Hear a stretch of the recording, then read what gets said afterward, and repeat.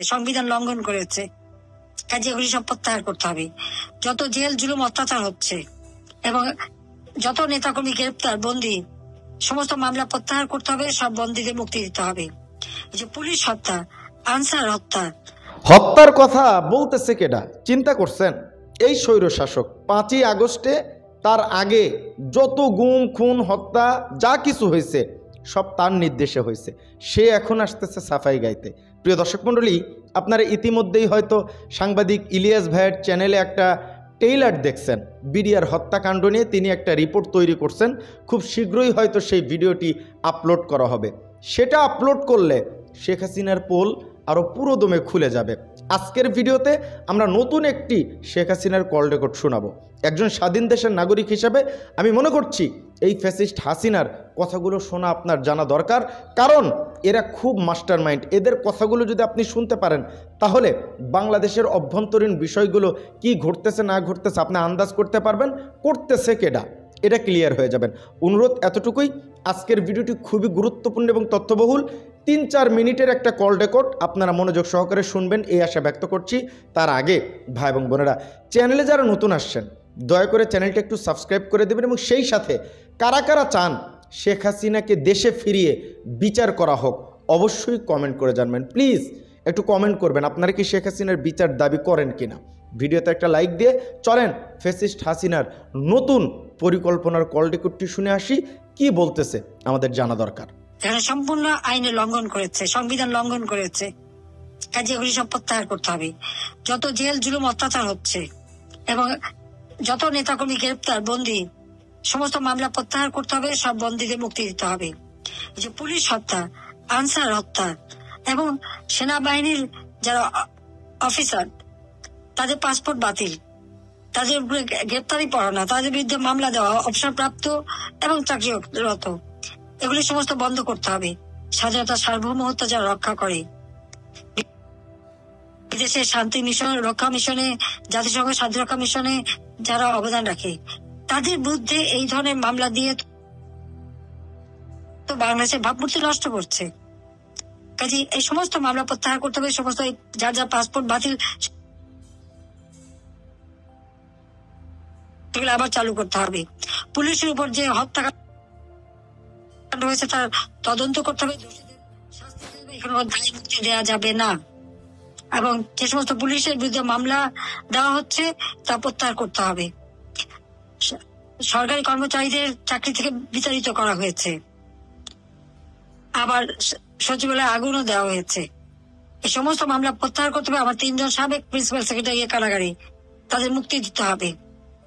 এবং এই VAT tax প্রত্যাহার, জুলুমবাজি বন্ধ, জঙ্গিবাজি বন্ধ, মানুষের শান্তি নিরাপত্তা নিশ্চিত করার দাবিতে আগামীকাল আমরা হরতাল ডেকেছি। তবে এখানে বলবো যে কোন রকম জুলুম করা না, সাধারণ মানুষের উপর কোনো আঘাত দেওয়া না।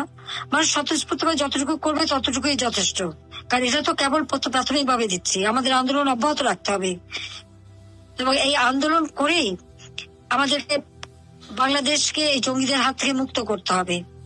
বাংলাদেশের মানুষের জীবনের শান্তি নিরাপত্তা ফিরিয়ে আনতে হবে। বাংলাদেশের মানুষ যেন আবার সুন্দরভাবে বাঁচতে পারে সেই ব্যবস্থা করতে হবে। ব্যবসায়ীরা ব্যবসা করতে পারে না, ব্যাংকে বলে টাকা নেই, অথচ টাকা কিন্তু ছাপাচ্ছে। টাকা যাচ্ছে কোথায়? আজকে সমস্ত ব্যবসা প্রতিষ্ঠানের মধ্যে একটার পর একটা কারখানা বন্ধ, গার্মেন্টস বন্ধ হয়ে যাচ্ছে, রপ্তানি কমে যাচ্ছে। কাজে এই অবস্থা থেকে পরিত্রাণ পাওয়ার জন্য দেশের আর্থসামাজিক অবস্থার উন্নয়ন, ভ্যাট ট্যাক্স বন্ধ এবং এই জুলুম, ঘরে ঘরে আগুন দেওয়া, ঘরে ঘরে যে মা বোনদের উপরে হামলা, অত্যাচার, গ্রেপ্তার, কথায় কথায় রিমান্ডে নেওয়া, এই সব কিছু বন্ধ করতে হবে। এবং এই বন্দি মুক্তি, রিমান্ড বন্ধ এবং এই ভ্যাট ট্যাক্স বন্ধ, এই ভ্যাট ট্যাক্স প্রত্যাহার করা দাবিতেই এই আন্দোলন। এটা একটা শুরু। আমি জনগণের কাছে আহ্বান করব যে এই আন্দোলন বাস্তবায়নের মধ্য দিয়ে আপনারা অন্তত এই জুলুমবাজ জঙ্গি ইংরেজ সরকারের কাছ থেকে দেশকে উদ্ধার করেন, দেশের জীবন জন্য শান্তি আর স্বস্তি ফিরে আসে। ইনশাল্লাহ বাংলাদেশ আবার বিশ্ব দরবারে মাথা উঁচু করে দাঁড়াবে। আপনাদের সবাইকে ধন্যবাদ। জয় বাংলা, জয় বঙ্গবন্ধু, বাংলাদেশ চিরজীবী হোক। সম্মানিত দর্শক মণ্ডলী, শেখ হাসিনার কল রেকর্ডটা আপনারা শুনলেন। তিনি খুবই মর্মান্তিক একটা মানুষ। কেন বলতেছি মর্মান্তিক? কারণ তার ভিতরে আপনার ক্ষমার যে একটা মানে গুণ থাকা দরকার, একজন মানুষের ভিতরে ক্ষমার গুণ থাকা লাগে, সেই গুণটা তার মধ্যে নেই। প্রতিহিংসার আগুনে জ্বল করে জ্বলছে শেখ হাসিনা। এখন পর্যন্ত যতগুলো হত্যাকাণ্ড, যত গুম খুন বাংলাদেশে বিগত 15-16 বছরে হয়েছে, আপনি চিন্তা করেন এটা কে ঘটাইছে।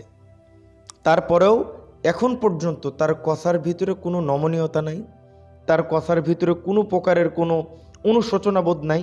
তিনি একের পর এক ফায়ারিং কথাবার্তা বলেই যাচ্ছেন। কোন লজ্জায়, কোন সাহসে জাতির উদ্দেশ্যে তিনি এখনো ভাষণ দেয় আমার বুঝে আসে না। এই দলীয় নেতাকর্মীরা এখন পর্যন্ত তারা খুব সরব, তারা তাদের কার্যক্রম চালিয়ে যাচ্ছে। খুবই অবাক লাগে, খুবই হাস্যকর লাগে যে এরা এখনও সোশ্যাল মিডিয়ায় এগুলো একের পর এক করতে পারতেছে। আওয়ামী লীগের শাসন আমলে তো তারেক জিয়ার বক্তব্য চালানো হতো না, শেখ হাসিনার বক্তব্য আমরা চালাইতেছি কারণ তার ইউটিউব চ্যানেলে এখনও চলতেছে। ফ্যাসিস্ট সম্পর্কে জানান দরকার, কিন্তু এর বিরুদ্ধে তো ব্যবস্থাও নিতে হবে। ভারতের সরকার এই বিষয়ে কিছুই বলতেছে না, আমাদের সরকারও চুপ করে আছে, তারাও কোনো অ্যাকশন নিচ্ছে না। এটা খুবই দুঃখজনক। তো আমি মনে করি যে শেখ হাসিনাকে আমি না, দেশের সাধারণ জনগণ থেকে নিয়ে শুরু করে যত জনতা আছে বাংলাদেশে, সকলেই চায় যে শেখ হাসিনাকে দেশে এনে খুব দ্রুত আইনের আওতায় এনে বিচার কার্যকর করা হোক। কারণ তার দ্বারা যে সমস্ত ঘটনা বাংলাদেশে সংগঠিত হয়েছে, ইতিহাসে কোনো সরকার দ্বারা এরকম ঘটনা সংগঠিত হয় নাই। তো বিপ্লবী সরকারের কাজ কি? বিপ্লবী সরকার যারা গঠন করে তারা কাজ কি? ফ্যাসিস্টকে খুব দ্রুত নির্মূল করে দেওয়া। আপনি যদি যুদ্ধে জয়ী লাভ করেন, তাহলে যাদের সাথে আপনি যুদ্ধ করলেন তাদেরকে মানে শেষ করে দিতে হবে, নিশ্চিহ্ন করে দিতে হবে। আপনি যুদ্ধেও বিজয়ী হলেন, তাদেরকেও বাঁচায় রাখলেন, তারা যখন আবার সামনে আসবে তখন তো আপনাদের কোনো হদিস পাওয়া যাবে না। এটা বাস্তব, এটা আমি মিথ্যা বলতেছি না। এই কথাটা কয়েকদিন আগে একজন ভাই বলছেন টক শোতে, খুবই গুরুত্বপূর্ণ কথা বলছেন, এবং সেটার সাথে বাংলাদেশের অধিকাংশ মানুষ সহমত পোষণ করছেন। কেন করছেন? তার একটাই কারণ যে এটা বাস্তবসম্মত কথা, কিন্তু আমরা এই জিনিসটাকে নজরআন্দাজ করি, এই জিনিসটাকে আমরা কেন জানি বুঝতে চাই না।